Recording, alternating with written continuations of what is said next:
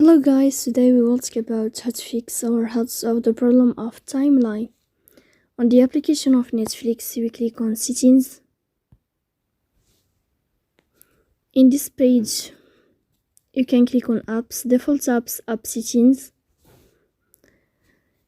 On above, you can search about Netflix and you'll enter here.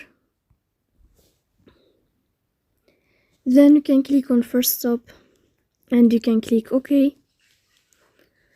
After that, you'll enter to the window of storage.